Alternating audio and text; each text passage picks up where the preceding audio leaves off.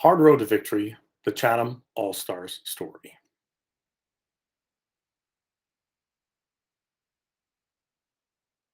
In late autumn of 1934, as the leaves turned from green to their more majestic, colorful brilliance, something amazing happened on a baseball diamond in Guelph, Ontario. For the first time ever, a baseball team made up entirely of black athletes won a major championship. This is the story of that team. The Chatham Colored All-Stars were a team of young men who started playing together in 1932. With the encouragement and financial support of a local businessman named Archie Sterling, the team played barnstorming exhibition games against other teams throughout the province. By 1934, Sterling knew the team was ready for something bigger. He met with the players and encouraged them to join the Chatham City League. It didn't take long for spectators to realize they were watching something special. The All-Stars were young and fast, very talented, and fans began to pack the stands each time the team took to the field. The All-Stars lost only one game during the entire regular season, and by summer's end, they had captured the city championship. That meant they could compete in the provincial championship tournament. There was just one problem.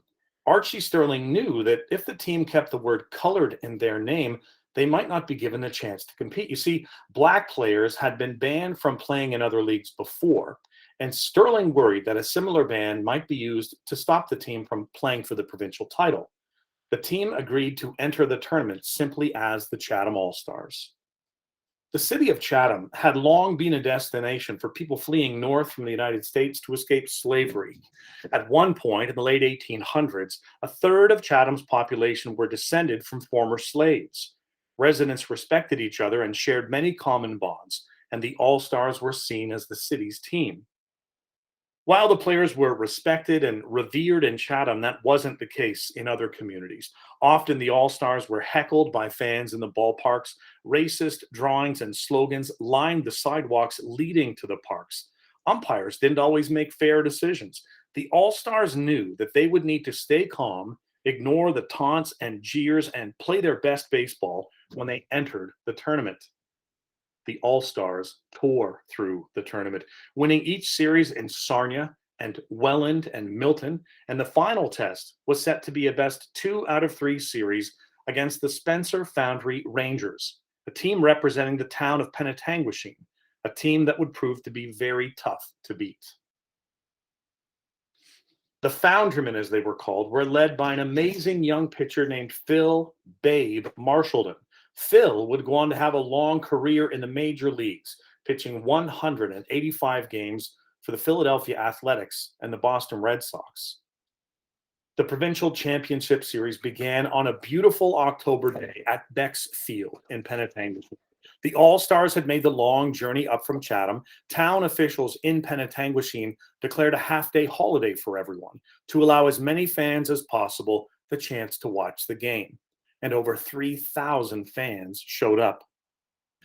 The Foundrymen came out strong, and they took an early 2-0 lead. The All-Stars managed to rally and tie the game, and it stayed that way until the 10th inning. Phil Marshallton, the Penetanguishene pitcher, had 18 strikeouts in the game, but it wasn't enough. Chatham brought in 2 more runs and won the first game 4-2. With one win under their belts, the All-Stars loaded into cars and trucks for the long ride home. Game 2 was scheduled to be played back in Chatham in just 2 days, and the team knew they needed to be prepared for another tough battle. The weather for Game 2 was the complete opposite of the first game. Cold October winds blew and icy rain fell from the sky when the teams squared off at Chatham's Athletic Park. Stores had closed up for the day, and fans formed a parade along the street leading to the ballpark. Once again, thousands of fans came out for the game. This time, the Foundrymen proved just how tough they could be. Both teams managed to score runs, but the Penetanguishene team won the game in dramatic fashion, bringing in 2 runs in the 9th inning. A third and final game would need to be played to determine the provincial champion.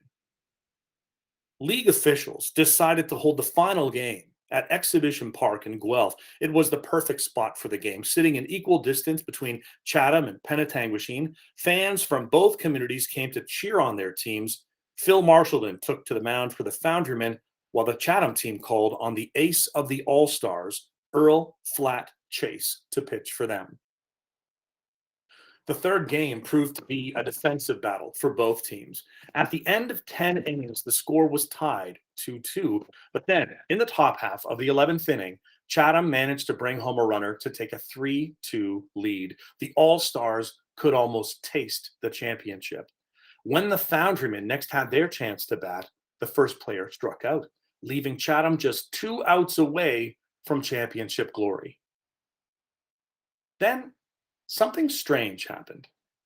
The umpires stopped the game.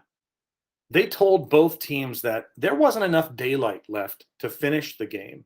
They erased Chatham's winning run and brought the score back to 2-2.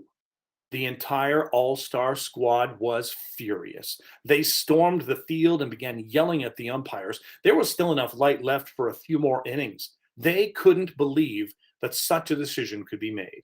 League officials and coaches and managers all began to argue about what to do. The umpires finally declared the third game a tie and said a fourth game would be played the very next day to determine the winner. The All-Stars were crushed.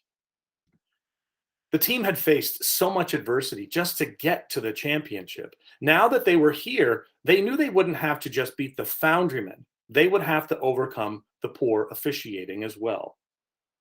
By that fourth game, Marshallton and Chase, the pitchers from both teams, were exhausted, yet they each took turns climbing the mound to pitch.